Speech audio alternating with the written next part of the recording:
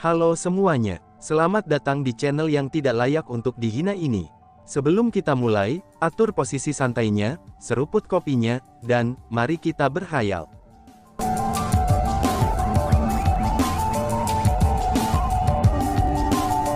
Melanjutkan cerita sebelumnya, mustahil. Meskipun Lord Qin Kunlun memiliki tubuh iblis ilahi, tapi ia tidak pernah melakukan kejahatan apapun.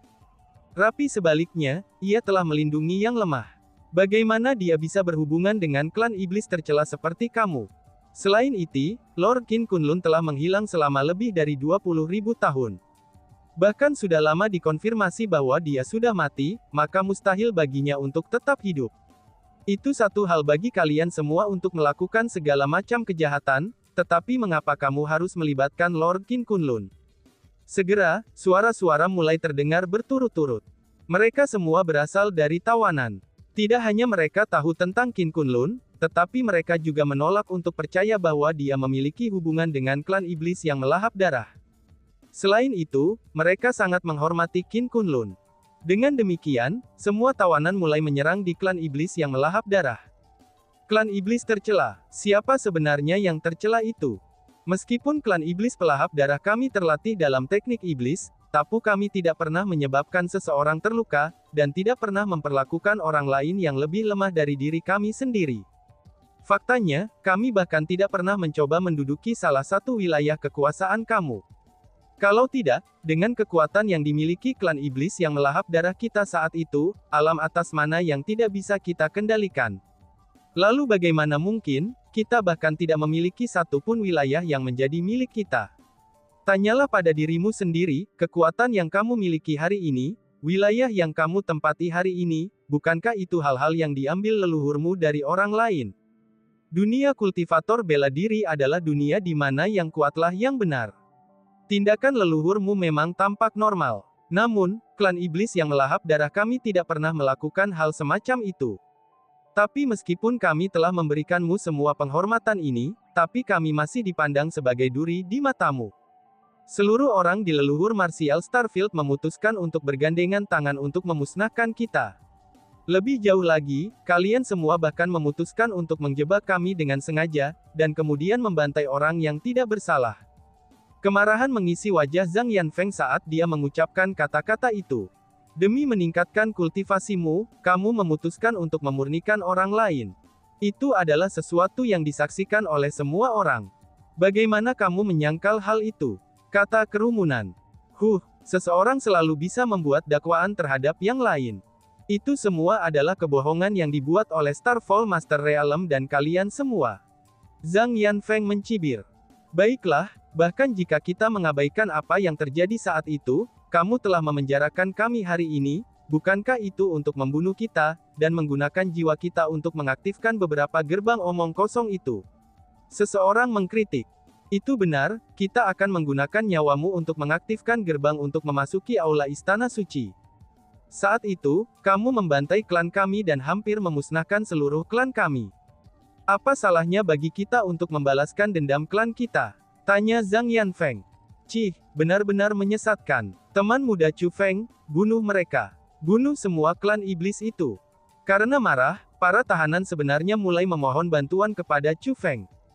Kalian semua tutup mulut, kata Chu Feng. Namun, mereka disambut dengan teriakan dingin dari Chu Feng. Suara Chu Feng memang tidak terlalu keras. Namun begitu dia mengucapkan kata-kata itu, semua orang yang hadir segera menutup mulut mereka. Mereka semua tahu betul bahwa semua kehidupan mereka berada dalam genggamannya. Ini terutama bagi orang-orang dari alam atas Cilio Kosem besar, karena mereka semua tahu temperamen Chu Feng. Mereka tahu bahwa dia adalah individu yang sangat tidak konvensional dan mandiri. Mereka juga tahu bahwa dia tidak akan mendengarkan permintaan mereka jika dia tidak mau. Selain itu, mereka juga tidak memiliki kualifikasi untuk mengajukan permintaan kepadanya. Kamu mengatakan sebelumnya bahwa Qin Kunlun masih hidup, dan bahwa kamu semua datang ke sini karena kamu ingin mendapatkan warisannya. Kalau begitu, apakah Qin Kunlun berada di dalam aula Istana Suci? Tanya Chu Feng dan mengalihkan pandangannya ke Zhang Yanfeng. Berbeda dari orang banyak yang tidak percaya bahwa Qin Kunlun masih hidup, tapi Chu Feng hanya skeptis. Bahkan dapat dikatakan bahwa dia merasa ada kemungkinan lebih besar kalau Qin Kunlun masih hidup. Dengan demikian, Chu Feng ingin mendapatkan lebih banyak pengertian. Lord Qin Kunlun memang di dalam aula Istana Suci. Selama kita memasuki aula Istana Suci, kita pasti bisa mendapatkan warisannya. Chu Feng, kamu berbeda dari tumpukan sampah ini. Pembantaian klan kami juga tidak ada hubungannya denganmu. Kamu benar-benar bisa bergabung dengan kami, dan kamu tidak perlu menjadi anggota klan iblis yang melahap darah kami. Selama kamu melepaskan adik perempuanku, kami bisa membawamu ke aula Istana Suci untuk mendapatkan warisan Lord Qin Kunlun bersama-sama. Dengan bakatmu, kamu pasti bisa melampaui ayah dan kakekmu jika kamu mendapatkan warisannya. Bahkan mungkin bagi kamu untuk bergerak di seluruh galaksi cahaya suci tanpa halangan, dan itu seperti yang dilakukan Lord Qin Kunlun, kata Zhang Yanfeng kepada Chu Feng. Oh, aku tidak tertarik mengaktifkan aula Istana Suci menggunakan nyawa orang lain. Kamu bisa melupakan tentang mencoba membujukku untuk bergabung dengan barisanmu. Kamu hanya perlu menjawab pertanyaanku. Katakan padaku, apakah kamu semua bisa menjaga orang-orang yang telah kamu tangkap hidup-hidup itu sebelum pembukaan gerbang? Chu Feng terus bertanya. Orang-orang itu harus tetap hidup sebelum gerbang dibuka. Maka secara alami, kita tidak akan membunuh mereka, kata Zhang Yanfeng. Karena kamu sudah siap untuk itu, kenapa kamu tidak menangkap orang lebih dulu? Mengapa harus menunggu untuk memasuki tempat ini sebelum menangkap orang? Tanya Chu Feng. Bahkan jika kita secara paksa menangkap orang dan membawa mereka ke sini untuk menghalau mereka, maka itu akan sia-sia. Kita harus menangkap orang-orang yang secara sukarela memasuki pohon suci Void, karena hanya jiwa orang-orang itu saja yang akan berguna, kata Zhang Yanfeng. Oh, jadi begitu. Chu Feng berhasil memecahkan kebingungan di hatinya. Sekarang beritahu aku cara menggunakan liontin ini. Tapi kamu harus ingat, jangan mencoba membodohiku. Ketika aku mengamatimu dengan cermat, aku bisa tahu apakah kamu sedang berbohong atau tidak. Saat Chu Feng berbicara, tatapannya tumbuh lebih dalam.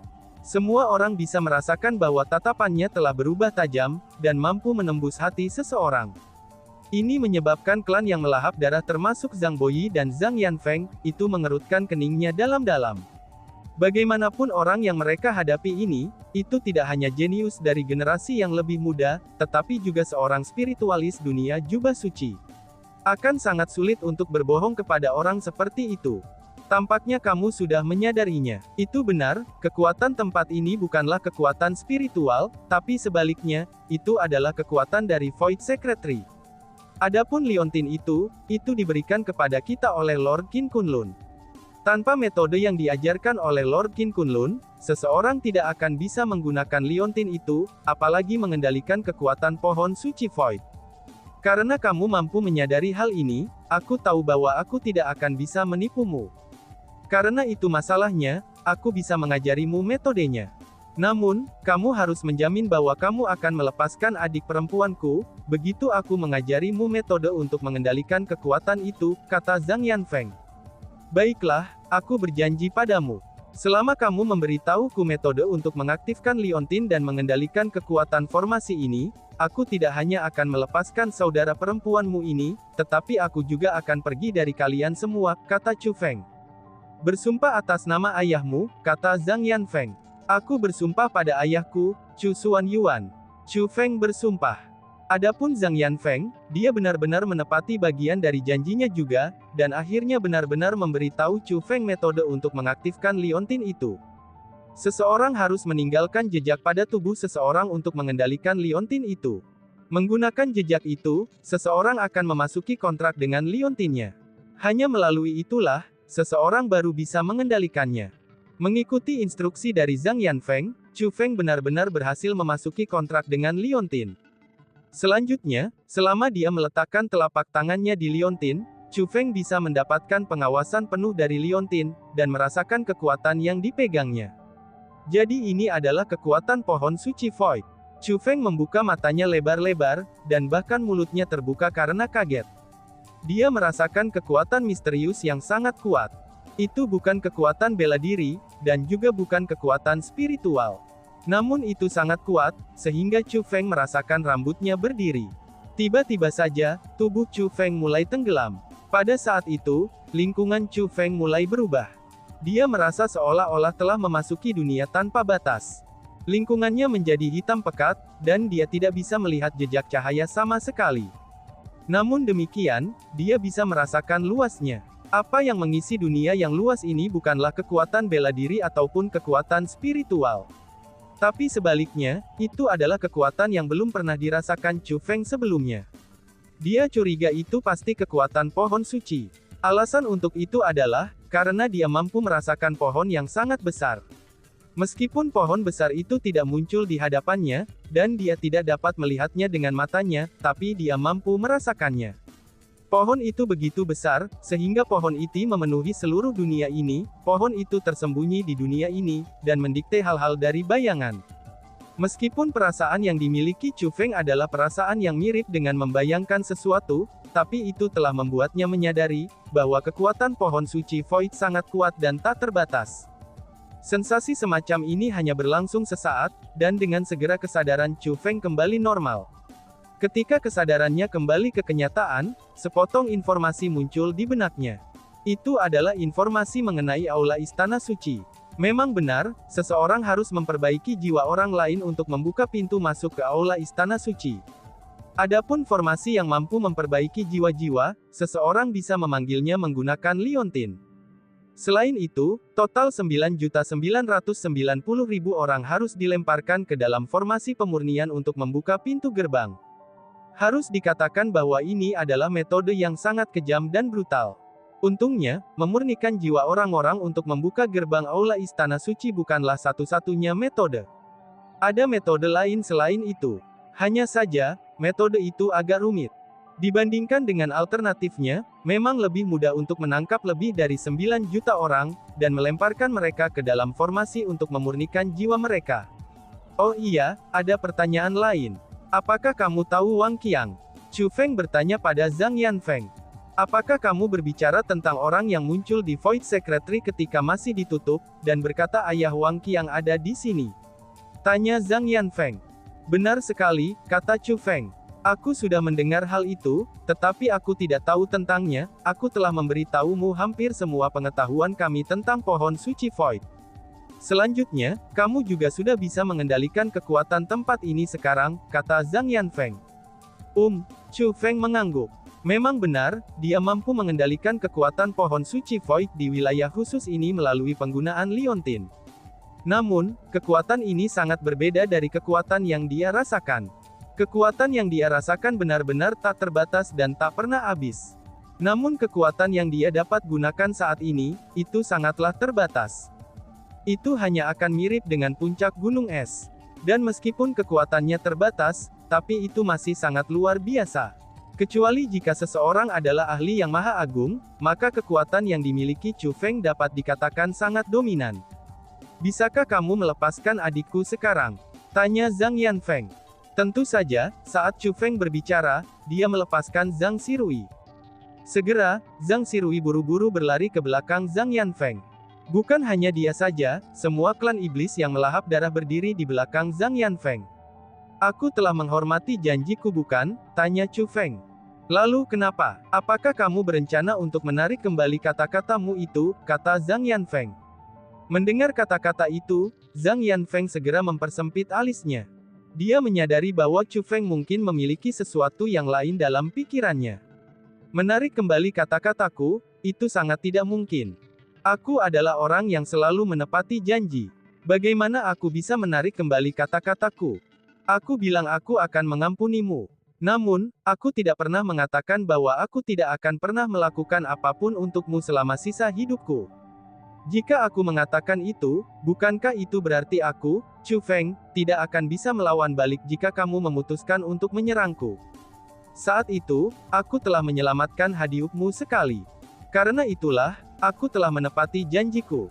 Dan mempertimbangkan urusan saat ini, aku khawatir aku harus menangkapmu lagi. Saat Chu Feng berbicara, dia memegang liontin itu dengan tangannya. Tiba-tiba saja, gas yang sangat kuat muncul dari udara yang tipis. Setelah gas itu muncul, mereka berubah menjadi sangkar besar dan memenjarakan Zhang Yanfeng, Zhang Boyi, Zhang Xirui, dan semua klan iblis yang melahap darah yang hadir. Chu Feng, kamu tidak tahu malu dan tercela. Kamu tidak layak menjadi putra Chu Xuanyuan. Kamu telah mencemarkan reputasi Lord Chu Xuanyuan. Kamu hanya sampah. Seekor binatang. Kamu adalah pria kecil yang keji dari ujung kepala sampai ujung kaki. Melihat klan mereka semua di penjara, Zhang Yanfeng dan yang lainnya menjadi putih pucat karena marah. Mereka bahkan terus mengutuk Chu Feng. Namun, Chu Feng mengabaikan kutukan itu. Dengan nada yang sangat tenang dan tidak terganggu, dia kemudian berkata, "Aku tidak pernah mengatakan bahwa aku semacam pria yang jujur. Selain itu, aku tidak pernah mengatakan bahwa aku ingin menjadi penguasa. Aku hanya ingin melindungi orang-orang yang aku sayangi. Itu saja. Saat ini banyak klanku masih di luar sana, dan mereka ditangkap oleh klan iblis yang melahap darah. Bagaimana mungkin aku bisa membiarkan kalian semua pergi? Namun tenanglah, saat menyelesaikan perselisihan, seseorang seharusnya tidak melibatkan pihak ketiga.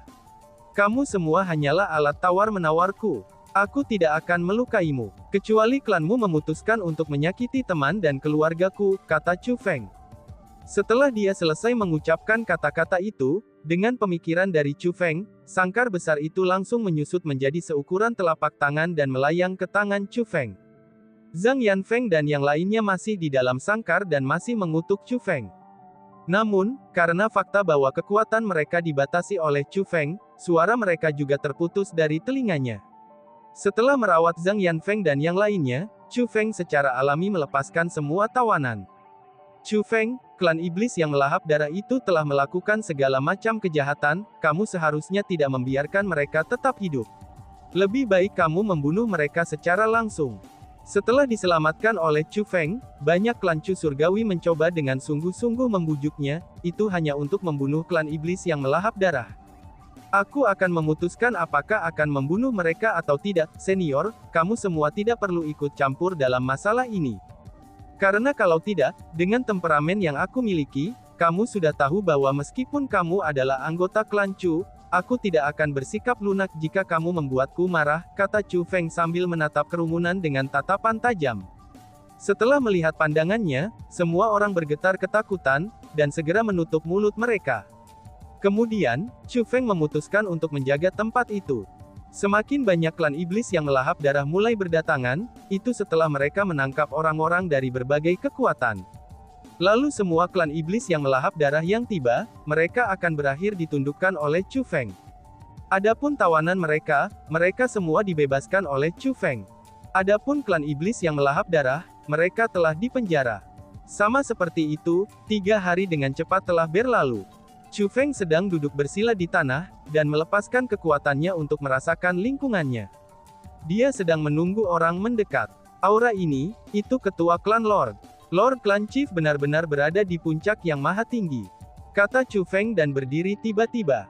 Tidak hanya dia berhasil merasakan aura kepala klan Surgawi Chu, tapi dia juga merasakan kultivasinya. Ranah puncak yang maha tinggi.